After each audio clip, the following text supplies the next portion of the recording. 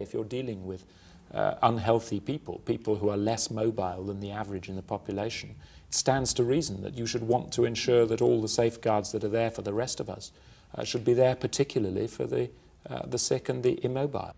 There's no doubt there is a mass of urgent work which needs doing on London's hospitals, and that by withdrawing immunity, the government is effectively kick-starting health authorities into doing it.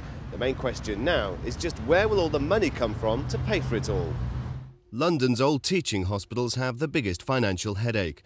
Guy's has been allocated £500,000 this year for building work. According to the Director of Works, that won't even cover urgent repairs to the boiler house roof, which is literally crumbling away. Well, you can see the steels, the reinforcement has been exposed on the underside of the slab. The entire slab is going to have to be replaced in sections at a cost of some £600,000. And that's work you've got to do, you can't put that off? That is work that will have to be done.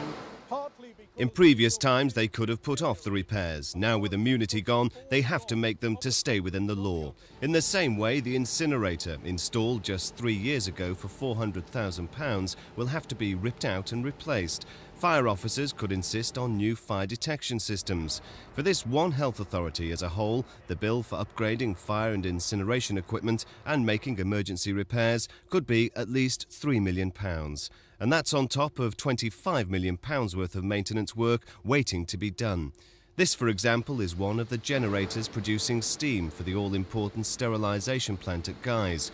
It works, but it desperately needs replacing before it packs up like the machine next to it. But replacement plans will all have to wait. And the particular problem in the Thames regions is that those Thames regions have been repeatedly told by government to look more and more for their capital funds by selling off sites. And of course, once the property market collapses, as it's done over the past year, then with it collapses your money for capital investment.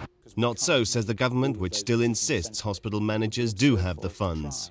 They have the budgets. They know they have the legal obligation to meet legal minimum standards, and it's up to them to use their budgets to ensure that they meet those standards. The present round of ministers have become very adept at passing the buck to managers, and the managers increasingly find themselves faced with the same problem as the Israelites of having to make more bricks with less and less straw.